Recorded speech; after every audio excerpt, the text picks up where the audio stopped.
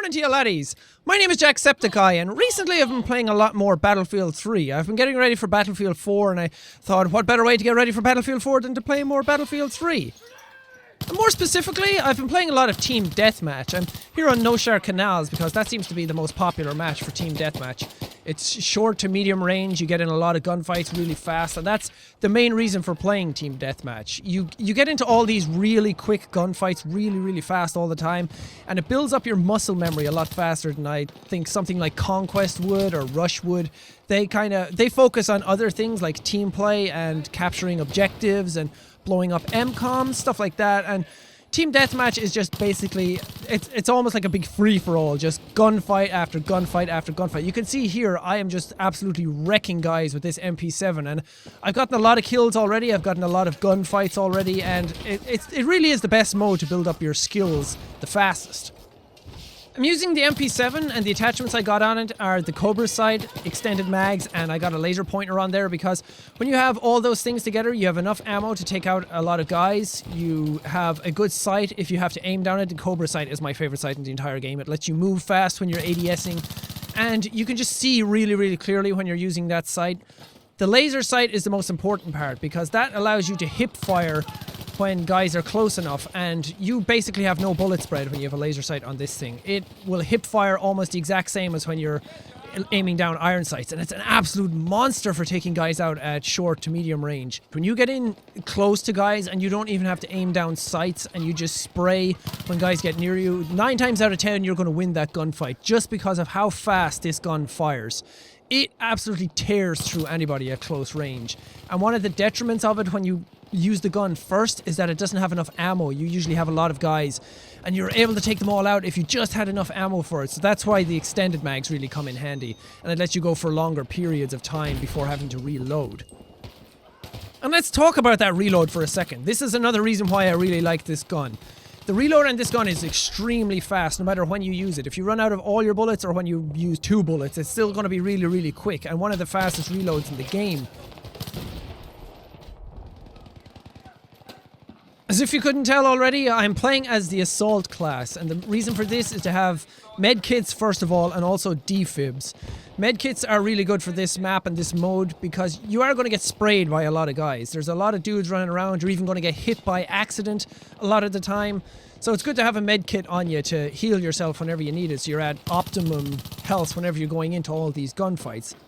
Defibs are also good for this mode because it helps out your tickets, but one thing I hate is that a lot of people that are equipping Assault, they just equip it for the medkits for themselves, and they don't go around reviving people. And it's really annoying because they don't revive you thinking that your respawns are so fast that they don't need to revive you. They think, hey, he's going to be up in 2 seconds anyway, so they don't bother going for the revive. And this is really annoying because when you have to respawn on this map and this mode, you always spawn on the outskirts because the middle of the map is so full of people, so the game has to respawn you on the outside, and then you have to make your way back into all the gunfights. Now, I talk a big game and I keep saying all these tips and advice and everything, but I always make these mistakes myself. I run in, I revive a guy, and I feel all good about myself, and then I end up dying and getting him killed, and during the kill cam I'm sitting there going, why did I fucking revive him? Why did I do that? That was just such a stupid mistake. But it's all part of making mistakes and then learning from them. If you can't learn from your mistakes, then you're hopeless. But I always make mistakes and then I think about it and I go back over my head what I could do better, and that's how you learn in this game. And I'm all about trying to improve my game, trying to improve my aim, trying to improve my tactics, my cornering, when I can revive, when I should heal guys, when I should be reloading, when I should be switching to my sidearm. All these little tiny things should all be like split-second decisions in your head, and that's what playing all these gunfights is really about. It's all about trying to get your muscle memory down and trying to get your instincts down so you know exactly what to do when the moment calls for it and you're not making these stupid mistakes anymore. One thing I wanted to show here, besides this frickin' awesome kill here behind the skip, that guy thought he was so sneaky. I'm going to kill this next guy, and then I'm going to run back to reload inside this container. This is something that I learned myself from just playing the game a lot, and it kind of saved my life a lot of the times. You saw a guy was coming up after him to revive him, and I didn't really know that, but you always got to be aware of your surroundings.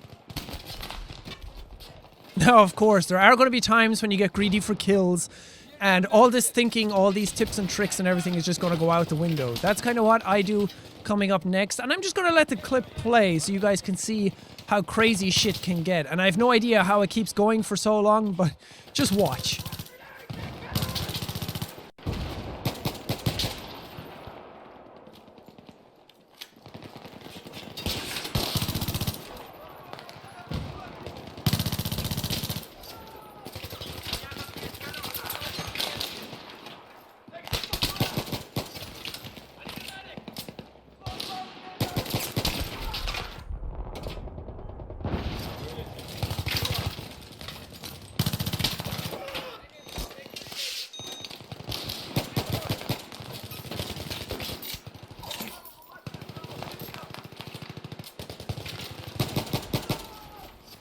I have no idea what that support guy was doing. He ran right past me when I was knifing the recon, and he just didn't do anything. He just sat there and didn't shoot me at all. But that's how crazy this game can get, and that's kind of where all your thinking is going to go out the window, and you're gonna panic, and you're going to try and wonder what to do next. And that's kind of what I did, and it got me killed once, but I pulled out of it pretty well thanks to that other guy, and it was just crazy. It was one of the best parts of this round. Now, there might be times when you're going to have to kit switch because I ran out of ammo, and normally I hate kit switching because these guys are using guns that I don't want to use, or they have them set up in ways that I don't want them set up. But always consider kit switching instead of just getting yourself killed to respawn with your new gear again. A neat little way of improving your gameplay I found is to record your gameplay and watch it back. I make all these mistakes when I'm in the game, and I don't really have a lot of time to process them. I'm either being revived or I'm back into the game after respawning really quickly. So when I watch back my footage like this, like when I'm recording the voiceover for this now, I can see a lot more mistakes that I'm making, and I can kind of assess them and go, right, I shouldn't have done that there, I should have done this, this, and this. And it's a really good method I've found to improve your gameplay, and it's just something that I thought I'd share with you guys. Of course, not everybody has the means to record their gameplay, but this kind of mistake here, I go for the revive, and then this guy just pounds me into the ground with the shotgun, and then I end up getting my teammate killed. It's those kind of mistakes that I don't think about too much when I'm playing. It just kind of happens, and then I'm right back into the game again. So watching it back, it gives me a good it gives me some hindsight as to what I should do next time to get a bit better.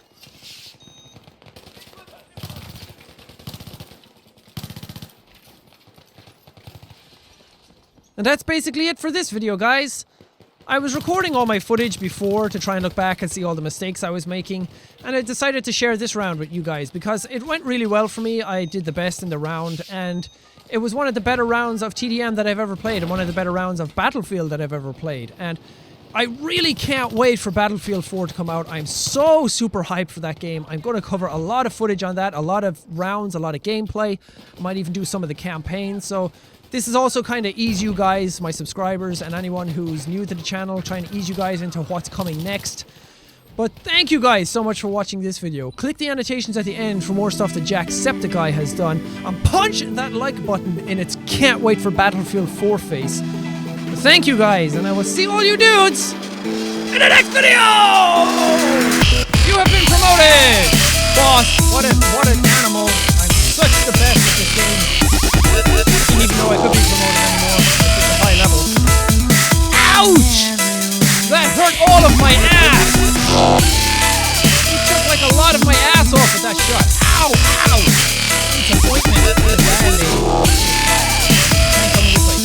I'm gonna hide down here like a chipmunk. A chipmunk in the grass. Yeah, you can't catch me. I'm gingerbread man. Why do I shoot grenades? Oh my god. Extra explosives on too. What is my